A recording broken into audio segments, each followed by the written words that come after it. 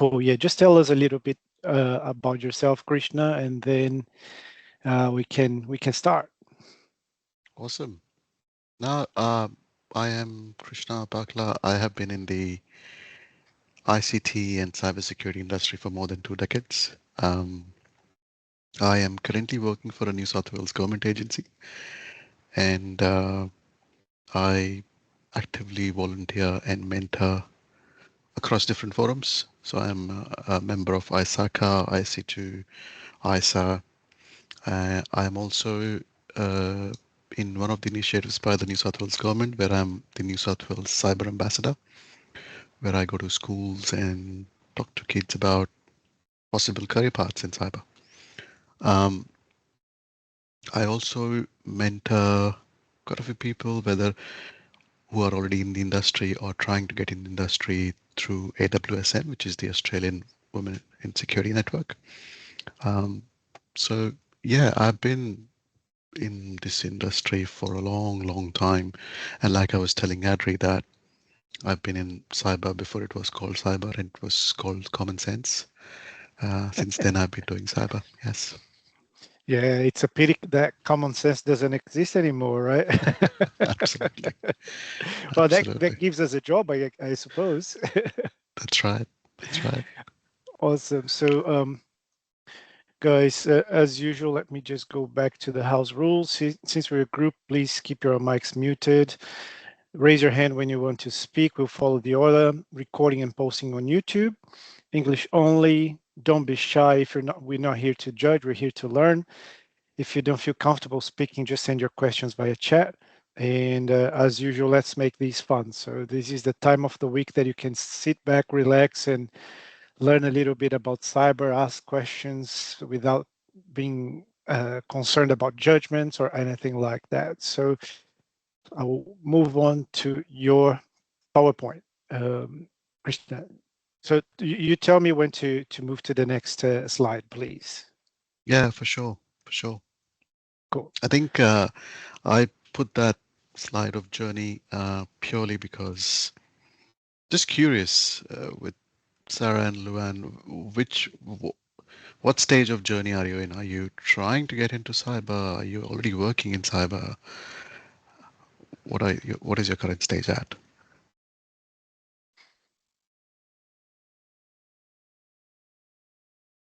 Luann, you beat me to the chat, so you should go first. I'm not sure if Luan can hear us, but go ahead, Sarah. So I have been kind of trying to look at pathways into the field for the past 18 months, I would say, and just exploring it peripherally alongside my other career. And so I've recently enrolled in a Bachelor of Cybersecurity with Uni SQ, so I get to kind of tailor my pathway there. But I'm just interested in learning about all the different pathways really, and the opportunities and the crossover with existing skills, and what I could kind of bring with those soft skills and hard skills as well. So yeah, I'm very early days, but very open and loving learning about it. It's such an exciting area. Yeah, 100%. Thank you for sharing that, Sarah. I think it's really important to understand where we are all at this stage in cyber, because that way I can sort of tweak what I'm trying to communicate as well. But just a bit about the journey in cyber.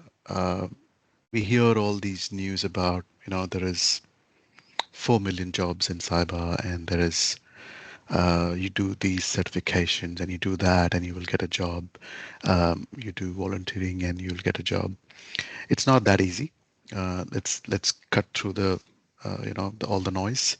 It's not that straightforward. It is difficult to get that first job in cybersecurity, right? Whether you're a bachelor, whether you're a master's, it is extremely difficult to get that first job.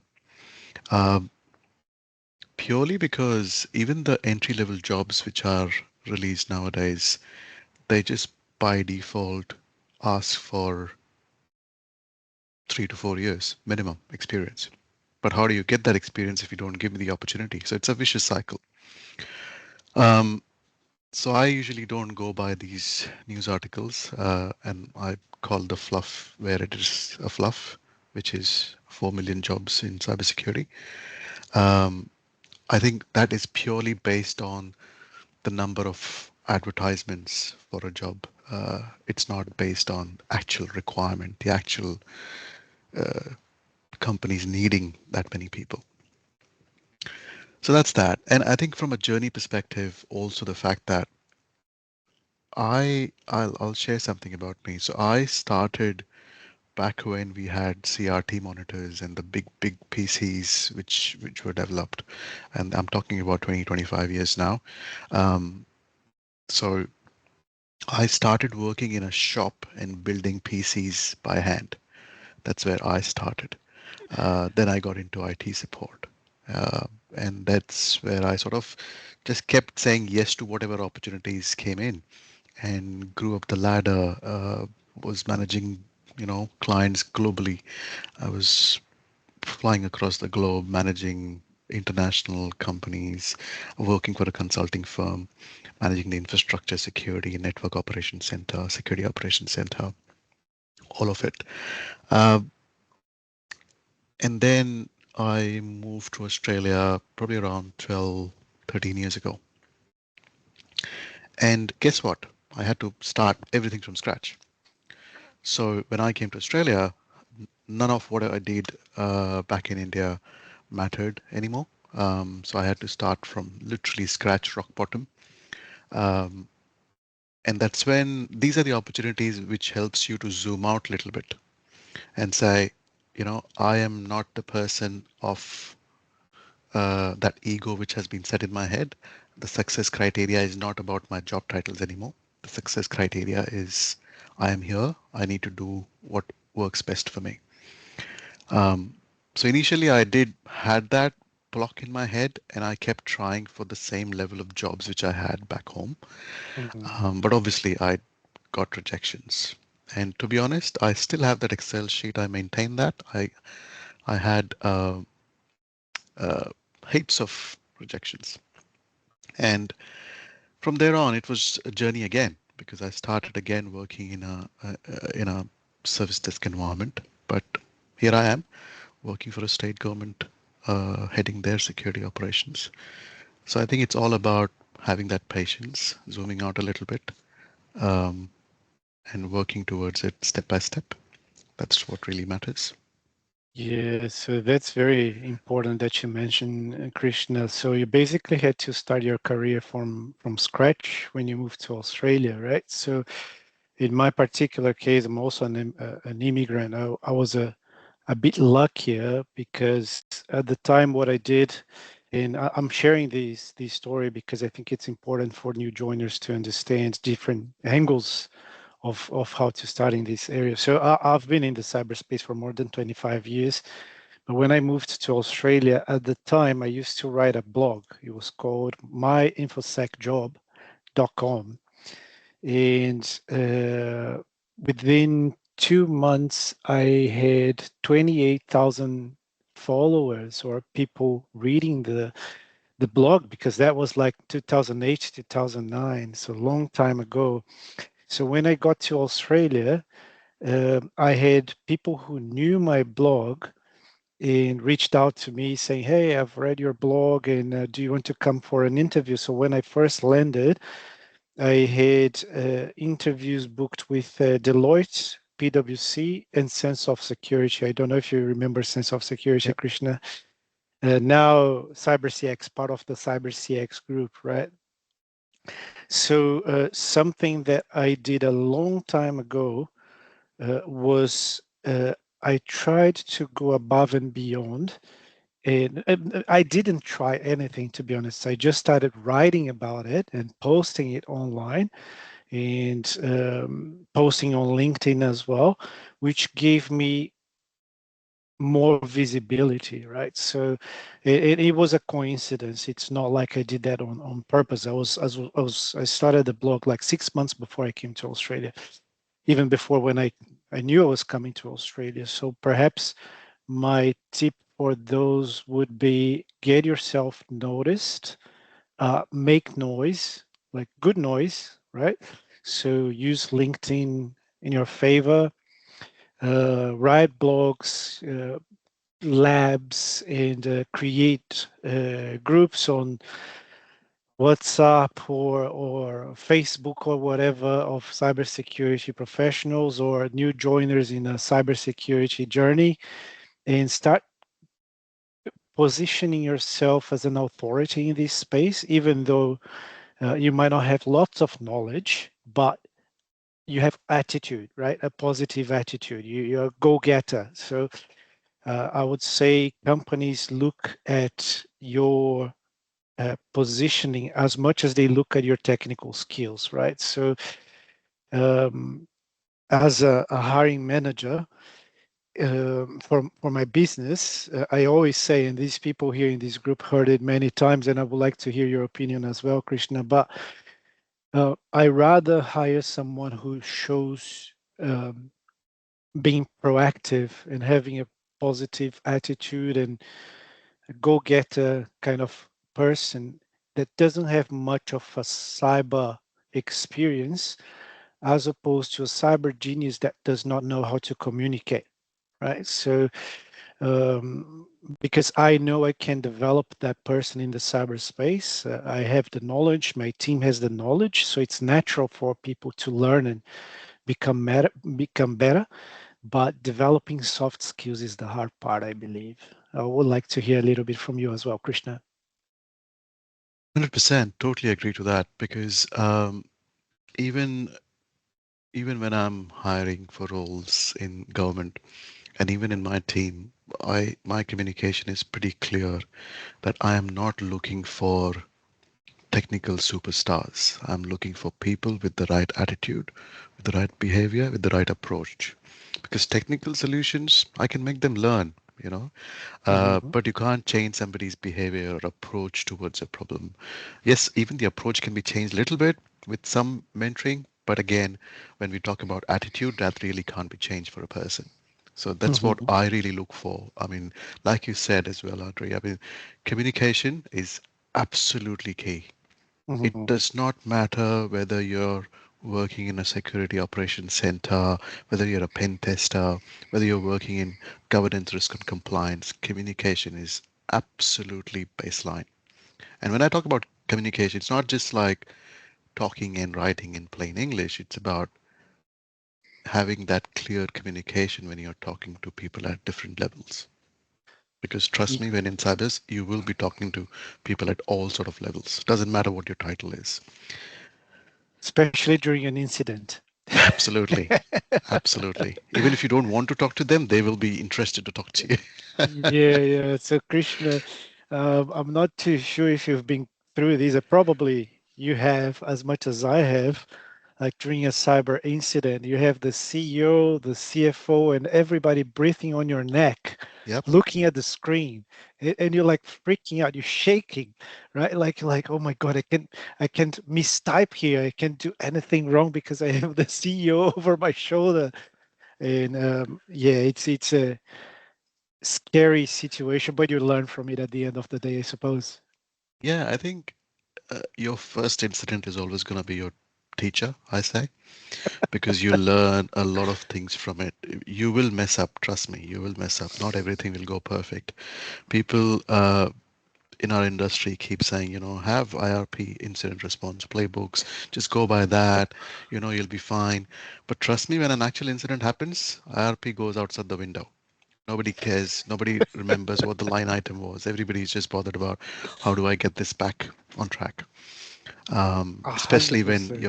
your sea levels are breathing down your neck. So yeah, absolutely, That's right. absolutely. No, so I think it's also that's where real life meets theory, right? So you might have an incident response plan fully documented, looking awesome, but when the rubber hits the road and like you have $1 million systems grinding to a halt because of a security incident, I think composure is your greatest soft skill, I would say, and being patient and persistent, because it is a very stressful situation. 100%. 100%. Totally agree with that. Awesome. Awesome. So do you want me to jump to the next slide? Yeah, let's go to the next slide. Sure. Guys, any questions so far? Yeah, please feel to drop that in the chat or If you have any unmute. questions, just raise your hand and we can ask you to unmute yourselves. Cool. So Krishna, please go ahead. Cool. All right. Quick question, and you don't have to unmute your mic if you don't want to. Happy if you want to, but here's a question for you guys.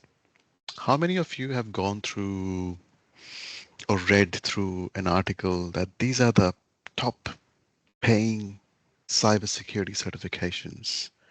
How many have you seen those articles and read through? Type 1 in the chat if you have, type 2 if you have not. Yeah. Yeah, there you go. There you go. So we're getting a number of ones. So Uh, yeah, it's everywhere, right? 100%. And just like when I started this session, I said about the fact of 4 million jobs which do not exist. It is similar to that. Remember that these articles are created by media companies, by writers who get paid for click-through rates, or they get some sort of affiliate funding by advertising those certifications. So it's not for the benefit of the crowd or the audience who are reading it, it's for their own benefits. They're writing these things. So never, ever, first rule is never, ever spend your money on based on those articles. Okay. Uh, and I'll give you a quick example. I am around 23 years in the industry now. Guess when I did my CISM, which is the Information Security Manager, 2 years ago. So if somebody tells you that you need a CISM to get a job, I think you're in the wrong place. Walk out the door. Yes. Yes. So I sorry, we know. have Yep, sorry, Adri, go for it. no. Sorry. Just a comment from Conrad. So, fell and prayed to it before I landed in Australia. Completed my CISM and still adapting to Australian landscape to land my first breakthrough. So exactly what you just mentioned. Yeah, Conrad, welcome. We caught up yesterday as well. Thank you for joining. So it's absolutely clear that there's two ways about it. Let's have a look, right? One is you will see job advertisements which needs, well, you need to have these certifications to get your resume even looked at. And then there are jobs which will say it's good to have those certifications. So yes, there are two camps of it. One is you can look at certifications as either improving your knowledge or just getting that, I guess, resume filter to be passed, right? But if the criteria of an organization is based on certification, then long term, I don't think that organization is best fit for you. That's the way I see it. For me, it's fundamentals first, right? Like I said, I started by building PCs by my own hands. I have set up networks, routers with my own hands. I know exactly how everything works. So, and that's what has helped me to grow in my career because you can't just learn stuff through a certification. You have to learn it by doing. And that's where you need to zoom out a little bit saying, okay, I've got a bachelor's in cybersecurity or I've got a master's in cybersecurity. I'm aiming for a cybersecurity analyst role to get my foot in the door. If that doesn't work out, go for an IT support role. That'll teach you the basics because that's a job which you can perhaps get more easier than the first cybersecurity role. And that'll teach you a lot of basics. And you can always correlate the learnings from that role. Like for example, in a IT support role, you'll be working with Active Directory, you're working with network alerts, you'll be looking at firewall alerts, you'll be doing a lot of stuff in Microsoft 365, Azure, AWS, Google. All of that can be easily relatable into a cybersecurity role. So when you apply for your next role, you can say, well, I was managing user security, which is nothing but Active Directory. Again, zoom out a little bit, you know. Uh, it's again how you approach things. So I think overall, fundamentals first is absolutely important. And having that practical knowledge is absolutely important.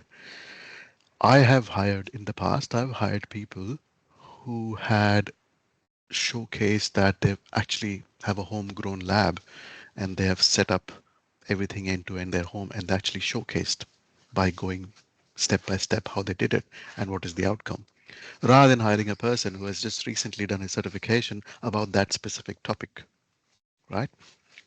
So I would always prefer someone with a more hands-on approach. And I know I am not the representation of all the hiring managers across Australia.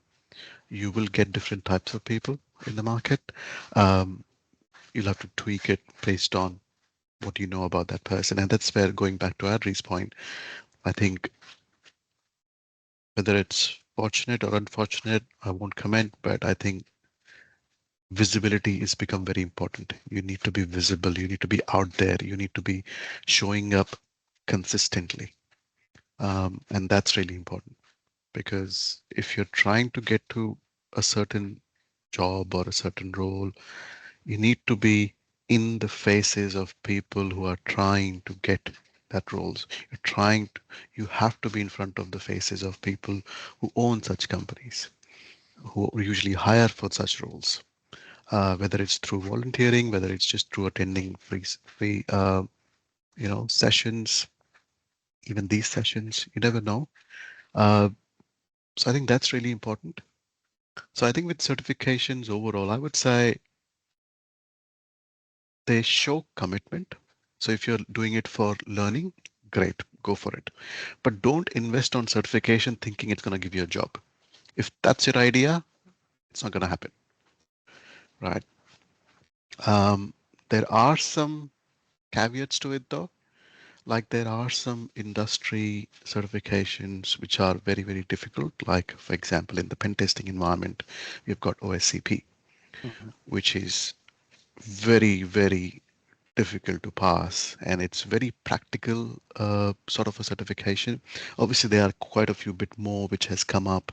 There are some competitors for OSCP nowadays from Hack the Box and a couple others, but those are more pen test related, so that might help you. uh, but again, that's very, very specifically to that domain, so it's not going to broaden your horizon saying, oh yeah, I can apply for a GRC role for that. That's not going to happen. So commitment, yes, it will show you commitment if you're learning continuously. And like I said, certifications sometimes do help with the HR filter or the application tracking system, because by default, if let's say for a basic role, um, if they need security plus, and if it's missing from your profile, then by default, the application tracking system will not pick your resume. I think then it also gives you a bit of structure when you're trying to learn something, when you're trying to go through a certification. It gives you a structure in terms of what you should do, how you should manage your time. Uh, Especially for fresh graduates, that's good to understand because you can run it as a project, saying for this topic, I'm going to spend this much time. For this topic, I'm going to spend this much time. Guess what? You have just learned project management, Mhm. right? Task management. Um, because when you go in the real world, that's exactly what is required. If you get an alert or a ticket, you need to dedicate some time and make sure you plan it properly. So you've just learned a new skill just by going through that practically. So I think another thing to important about certifications is that try and match the certifications you're aiming for according to your career stage. And what I mean by that is I see a lot of people who are fresh graduates from college, but they're directly trying to get CISMs or CISS, CSP or CCSPs or even OSCP, which is the pen test certification I was talking about. But remember, a lot of these certifications have a mandatory requirement for you to have at least 3 to 5 years experience in the cybersecurity domains. So do not aim for a certification which is not going to be of any benefit to you. Um, so if you're just starting, maybe think of security. Again, I'm not affiliated to any of the certification agencies, so these are just ideas I'm throwing out there. So if you like the Microsoft stack, start from something like SC900. If you are looking at certification from ISC2, start from the cybersecurity certificate which they have, which is the base level. Mhm. Or if you're looking at CompTIA, then you have Security Plus. So there's heaps of starting certifications which will give you a good foundations. But again, I'll keep going back to it. Certification does not mean practicality. So make sure if you can correlate your learnings either through a lab at home or through a project which you can run personally and which you can showcase either through interviews or through LinkedIn, that's what make you more visible. I Yeah, know we have a yeah, question from Conrad. Um, yeah. Happy to go through it, Krishna. So, hi, Adri. This is Conrad. So, hi, Krishna. Again, glad to catch up with you today online. You mentioned that you started your journey from basics and something even Adri had guided me through during our previous encounters that I should look at IT roles like help desk, analyst, but even landing a job in those domains and my approach not working as I am categorized as overqualified and no local experience. I am so aligned to what you mentioned, Krishna. I'm keen to learn AD, fundamentals of IT, to inch my way gradually into the security space. How different I should be approaching the industry. So, Krishna, if you want to answer that question, I'm happy to pitch in as well. sure. Look, my answer is purely going to be based on my experience, right? So I think the best way to deal with this, and I have gone through this as well, landing into this country and being told that you don't have the local experience. That too coming from a organization where I was heading global stuff. So it is disheartening, but it is not end of the world. I think what we need to do is we need to think of it differently. Are we targeting specific companies? Are we looking at the roles in only big organizations? Can we look for smaller organizations which look for these roles? And that's the best place to learn, to be honest. My first role in Australia was a managed service provider, literally 10 people in the company. But that's the best place to learn because guess what? You're hired for an IT support role, but you get hands on infrastructure, you get a network, you get everything, you get client management, everything. Why not? Making coffee. Absolutely. Why not? Like, I honestly look, I am very, very shameless when it comes to work. Same. If you, if something is going to help me grow and learn, I will not bother about what people say about it. Right. So that's the way I 100%. think you should be looking for those smaller organizations. Don't go for the big firms. I don't want to name them, but don't go for them. Look for smaller MSPs. I think that's a great place to start. And Australia is awesome like that because you've got so many MSPs and you've got so many good companies running locally and helping the community. So I think it's going to be a great idea to start from there and target those Yeah, companies. absolutely. I totally agree with you, Krishna. So just going back to what I was talking to you before we started this session. So when I first landed in Australia, so I had an opportunity to interview with Deloitte, PwC, and Sense of Security. So two of the big fours and a tiny cybersecurity professional services company at the time. So they had 8 people. It was a team of 8 people at the time, and I wasn't too sure. Should I join like the big one? Should I go for the small one?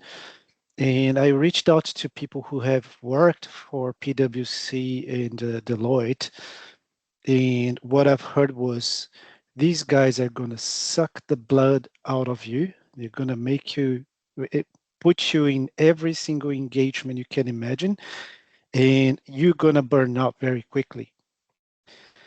And I was like, well, but they're offering a good salary. They're offering, it's a good name to have on my CV.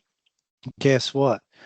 I accepted a role with sense of security. So a tiny company, and I'm like, this is a place where I can make a difference. Like I was coming to Australia with more than 10 years experience in cybersecurity already, and I could influence things. I could come up with new processes that I've seen. I've worked for global organizations before, and I could leave my mark. And so probably for you, Krishna, it was very similar. Like you had global exposure, and then you come here and like you see doors closing, and it's very disheartening for sure.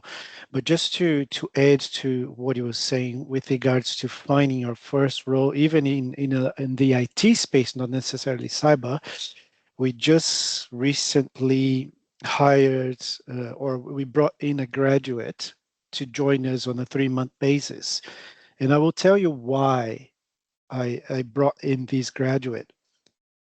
Sorry, I'm not going to mention any names, but basically, she reached out to me via LinkedIn.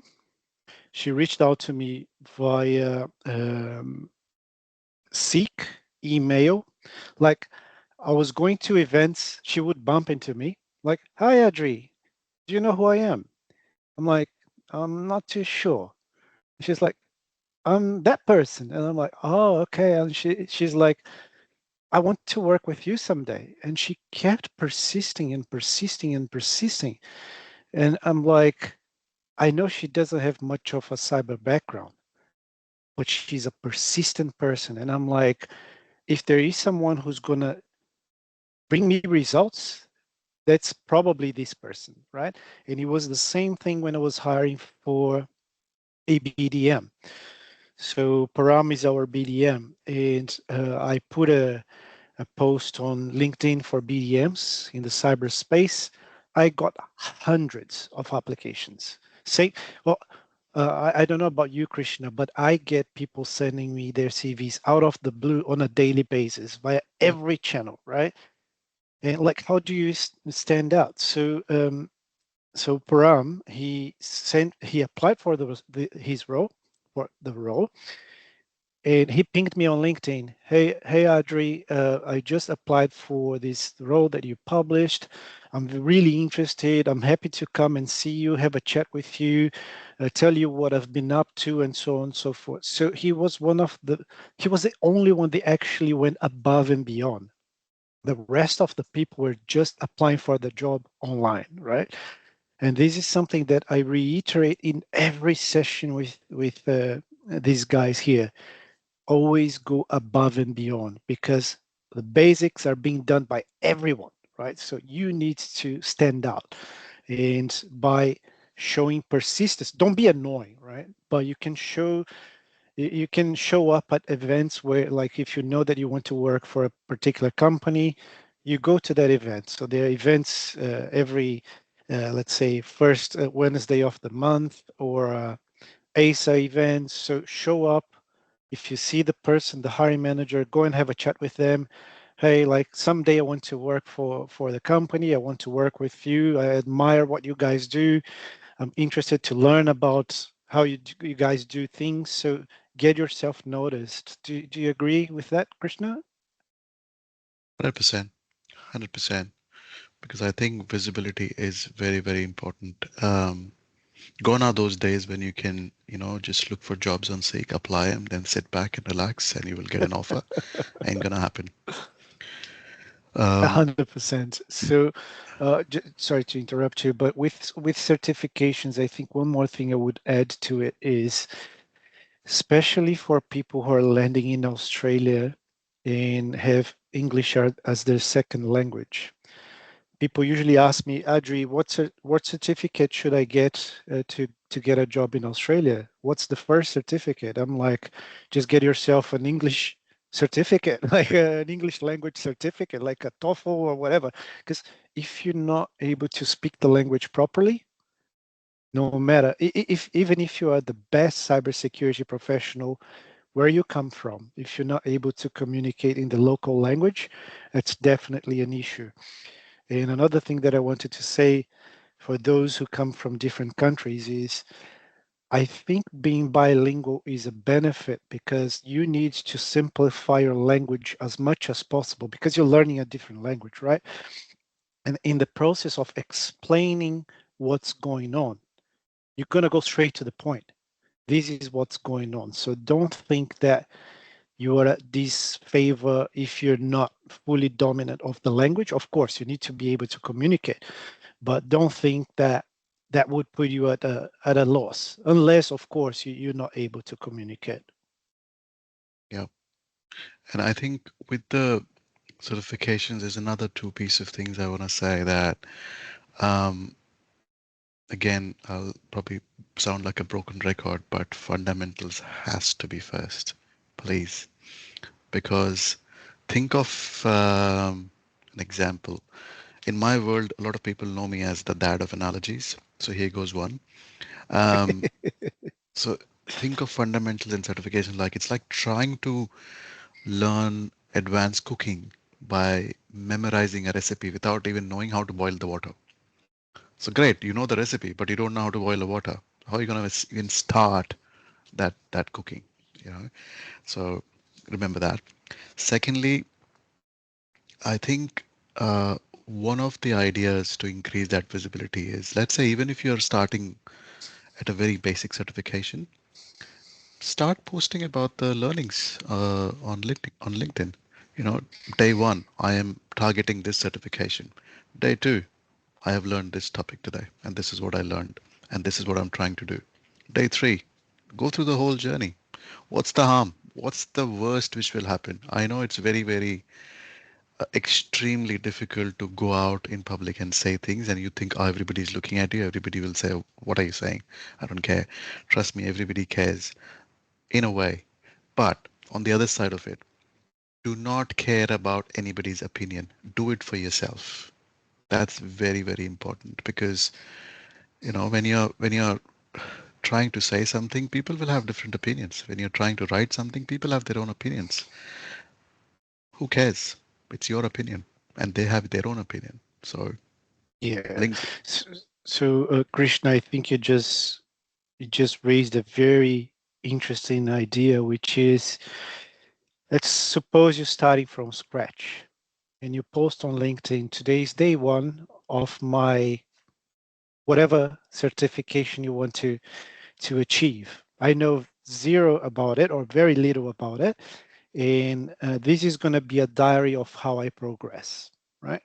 I can guarantee you, the first 10 days, people are not going to look much into it. Yep. But as you start, you first show consistency, keep posting. Today was probably the hardest day because we had to deal with TCP/IP handshakes and whatever Yeah. it is, right? Like I know nothing about like ports 23 or whatever, but I've learned something new today, and this is what ports 23 does, right? And you post it on LinkedIn. I can guarantee you that with time, people will see you progressing, and they will see that you are not only progressing but also persisting, right? And that's the long journey. So like day after day, today I've learned something new. Today I struggled with a particular topic, and within, let's say, the course of you achieving that certification, you have documented your whole journey. So that's going to give you a massive visibility because there are lots of people starting from exactly where you started, right? So I think this is an absolutely amazing idea, Krishna. We have Kawi asking how much worth are practical labs? So free code camp, try hack me, etc. We'll let Krishna go first. Um, they are as valuable as you can showcase them. So you can go with hack the box, try hack me, There's heaps out there, free code camp. Again, how can you correlate that in an interview? How can you correlate that and express that clearly in clear, simple language, even if you're trying to put, let's say, the learnings on LinkedIn, for example? How can you correlate that? If you're trying to explain that in interviews, how can you correlate that information, what you just learned from there? So they are great tools, and a lot of them do offer the free subscription, so you don't have to always go for the paid ones. Mhm. And within the free tier, they cover few of the modules, and then they have a filter about if you want to go more, then you have to pay. But I think start from the basics, like I always say. So I think those are good tools to have for sure. Awesome. So do you want me to move to the next slide, Krishna? Yeah, just one more thing about the Mhm. certifications. Please do not chase acronyms after your signatures. Some people are uh, crazy like that. They would love to have all these alphabets after their names. Um, please do not. It's okay to have one. It's okay, but don't have like, oh, I've got CSSP, I've got OSCP, I've got CEH, I've got MBA, I've got ABC, I've got XYZ. Let let your name speak for yourself. All right. Let's not these things try and define you. Um, you are your authentic self. Trust me, I heard this somewhere, which is pretty good, and I keep reading that every now and then. It goes by saying there's only one of you in the world, so you are your unique self. So it doesn't matter whether Krishna is having a CISSP or whether Krishna is not having a CISSP. Who cares? Because guess what? 25 is in the industry. I don't have a CISSP. I can teach CISSP. I can teach a lot of stuff from these certifications, but do I care if somebody has an opinion about it? I don't, right? And if let's say in the future, if I'm applying for a job and if they need a CISSP, then guess what? I'm not applying for that job, right? Because if their priority is certification and I'm the human behind it, then there's a problem. So it's priorities. So yeah, Absolutely. don't run behind the alphabetical letters, please. Cool. Let's Yeah. go to the next one.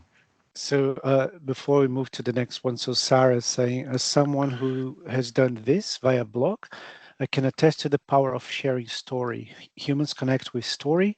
Sharing invites so many opportunities to connect with others. Absolutely, absolutely. So let's say if it takes you 6 months to achieve a certification, halfway through, I can guarantee you there is going to be at least a handful of people observing you, like because they probably want to pursue the same certification, and they're going to be looking up on you, like, oh, this guy's done this, like he or she, né? He or she achieved this much, or they've struggled with this particular topic as well. So I think that's a very positive thing to do.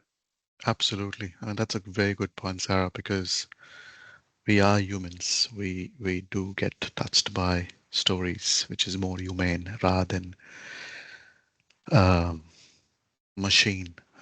Because and in this day and age, it's pretty interesting because everybody almost tends to use AI for writing stuff, and that's where the humane touch makes a difference.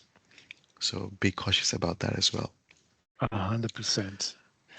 And I So think, Krishna, tell us about the day in life of SOC and GRC. well, I think the best way to uh, differentiate between the two, or rather, if you want to align your interest towards these two areas, and by no means it is prescriptive. By no means these are the only two areas in cyber. Obviously, there's heaps of different areas.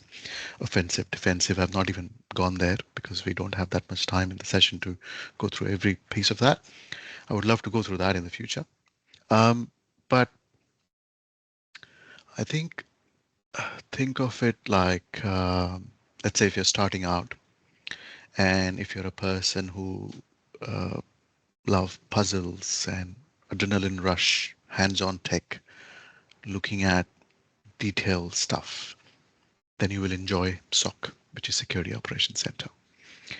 Now, if you're a person who enjoys communicating with people, thinking big, thinking more of a roadmap, we need to plan, we need to do this, we need to do that, then GRC might be the way for you. Um, that's probably a quick way to see where your interests align. But I think by default, what happens is, again, nature of the industry, that people nowadays tend to, let's say, get into IT support roles. Then their first jump is usually the SOC role. Then they slowly get fed up of SOC because of all the adrenaline rush, because they reach a point where they are like, I can't do this anymore. I need some sleep for sure. Um, that's when they move to GRC.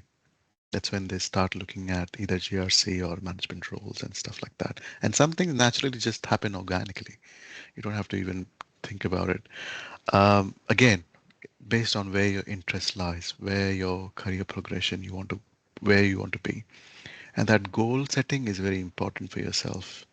And I know that goal setting might sound a very, very fluffy word, especially when you're actually trying to get the first job.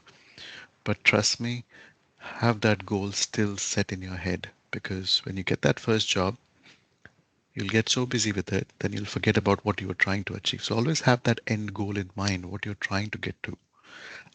Because remember that no 2 days are same. Today you might be struggling to find a job. Maybe 1 year down the line, you're actually doing a good job. And 3 years down the line, you've grown already. 5 years down the line, you should be where you want it to be. So think of those lines.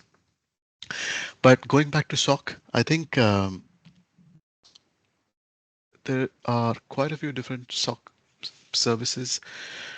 A lot of the organizations run 24 by 7 SOC. Um, we, at least in my uh, agency, we have the freedom of running a level 2 or a escalated SOC. So we have a managed service provider who runs 24/7 SOC for us. So my team does not work 24/7. They only work during the business hours and only on the escalated alerts. So when we say alerts, these are pretty much your think of when you're driving a car.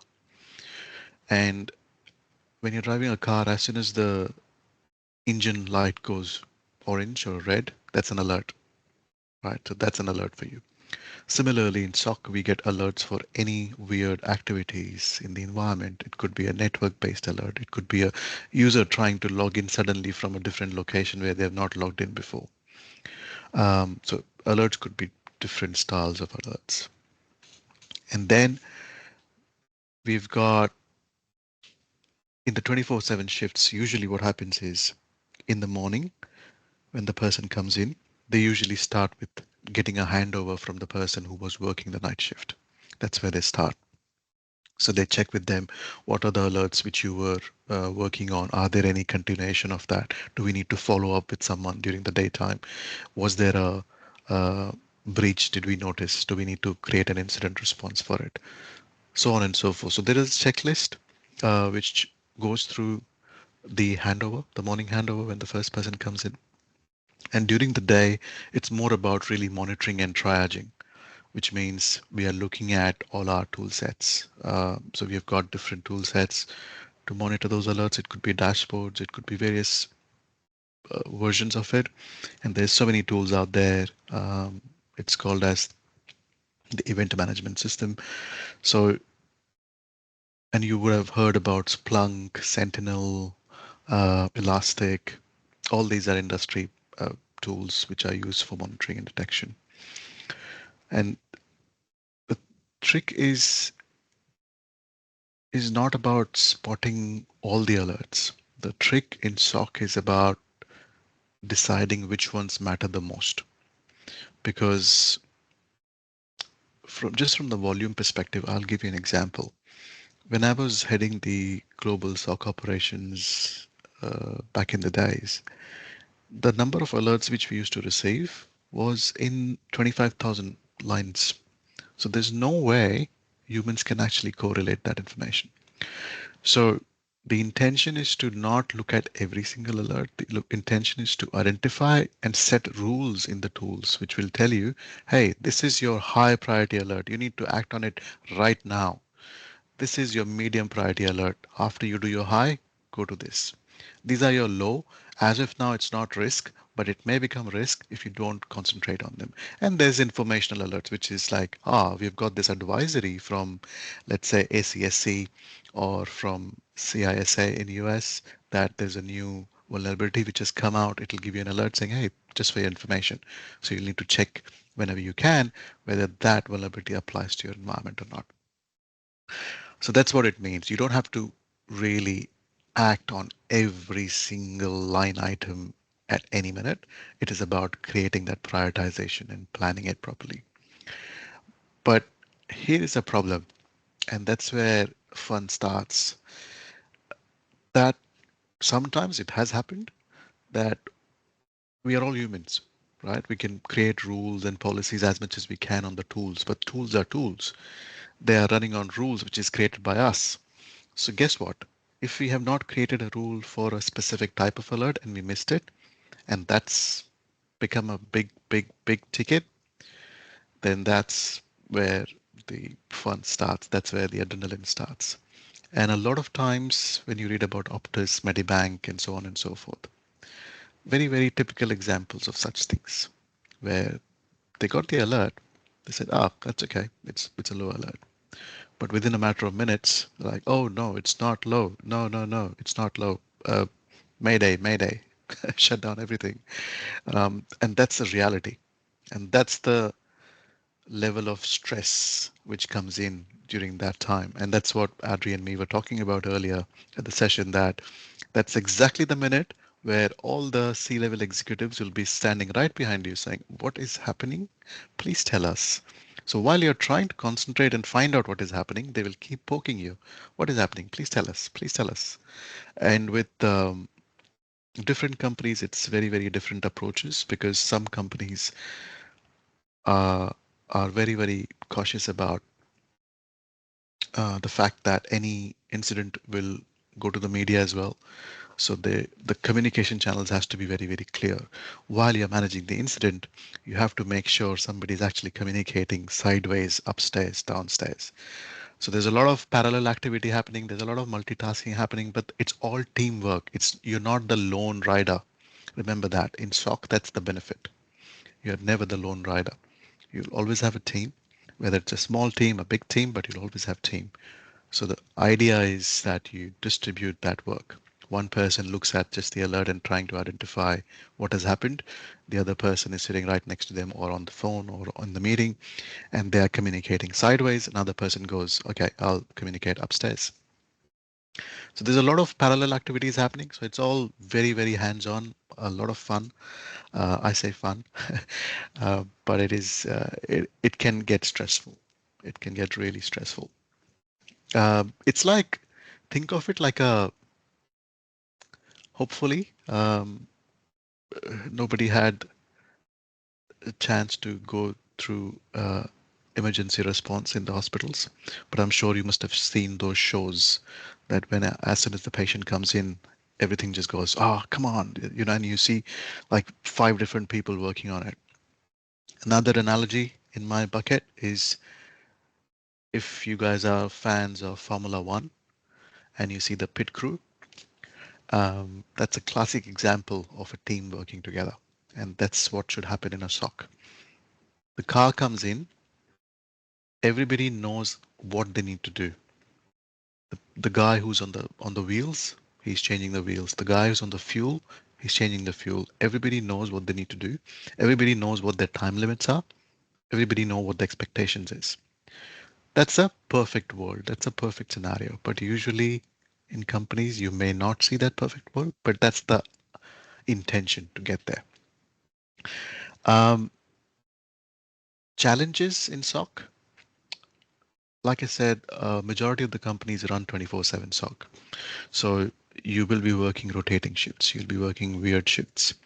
You might go through a bit of a stress because you will say, so many alerts coming in, Krishna, what do I do? Some alerts you would know about, some alerts you won't know about. Sometimes in the shift you might be alone, sometimes you're in the shift with somebody. So there's heaps of pros and cons about it. But you know where the actual adrenaline rush comes in? When you're actually identifying that alert that was a legitimate i- intention of somebody trying to attack, and you stop that, like, oh my God, I stopped the attack, and that goes in the books. And that's when you say, ah, I love this job. When you're going through the incident, you will say, ah, what have I done? Why have I chosen this field? But when you stop these things proactively, that's when you will say, ah, I love this job. And that's where the actual adrenaline comes in. And you're like, ah, I love this. So that's SOC for you. Awesome, awesome. What about GRC? What's your experience with GRC, Krishna? I'm just conscious of time. We have 5 minutes, but Yeah. just give No, us your view of GRC, please. look, I think GRC is about not looking at alerts for sure, not working 24 by 7 for sure. It's more about communication and identifying risks, going through compliance checks, doing a lot of governance, as like the word says, governance, risk, and compliance, right? So it's pretty much governing what's coming in the organization, whether it's a new project, new product, new solution. Has it gone through proper checks first? What are the risks it brings in? Uh, are there any open risk? Will it have any supplier chain issues, which means that the supplier who's providing the solution, are they actually having some sort of certifications, like SOC 2 certifications, ISO certifications? Can they comply to those standards? And that's when you come in saying, it's like looking at the whole chessboard, not just one piece, not just one piece of the puzzle or the chess. You're looking at the whole chessboard saying, ah, so if this pawn moves there, this is the possible risk I have. If this uh, king goes there, then yeah, I might have a end game for sure. So there's a lot of documentation, there's a lot of communication, there's a lot of audits, there's a lot of regulatory requirements, policies come in GRC as well. Um, People joke that GRC is just paperwork, but I think we know that while SOC is a more of a proactive approach, trying to reduce those threats and identifying those threats before they come in, GRC is more like trying to. It is paperwork. Don't get me wrong. It is paperwork, but that paperwork can actually prevent $1 million fines and protect companies' reputations because we are talking about regulatory. But for example, uh, a financial organization will have to adhere to regulatory standards like PCI, DSS. If you've not heard about it, go for it. That's your homework. But yeah, regulations, standards, frameworks, all of that, policies, audits, all of that comes under GRC. Yes, just to use an analogy as well, Krishna, I would say that the SOC is like when you go to war, SOC is like being in the middle of the battlefield, but GRC would be like what happened before, like the strategy and the planning, where I should position my troops and so on and so forth. So yeah, as you said, you're looking at the chess game from above, right? So what's going to happen if this happens or that happens and so on and so forth. So naturally, and I'm a firm believer that if you've been in the battlefield, when you go to the GRC side of things, you do have an advantage because you know how a battle actually happens and what happens during a battle. But it doesn't prevent you from going strategic, right? But I would say it does help you quite a lot to having the battle scars, I would say. Yeah, for sure. Think of soccer. Soccer is like playing that forward striker in the middle of the playground, and GRC is like being the coach. You know, they That's both they exactly both it. they both help you win the game, just different approaches. You know. That's right. That's right. Guys, we have a minute to go. Do you guys have any questions, comments for Krishna? So we have Conrad saying, thanks, Krishna and Adri, for that piece of advice. Get noticed and target different workplaces. Absolutely, mate. So someone else asked, is it okay if we connect on LinkedIn? No issues from my side. Please Please go for it. just send Yeah. me an invite. Yes, absolutely. And Krishna, thank you so much for making the time to share your knowledge with us today. No, pleasure. Thank you. Thank you for having me. Excellent. No worries. Thank you. Thanks Thank you. all. Bye. Bye.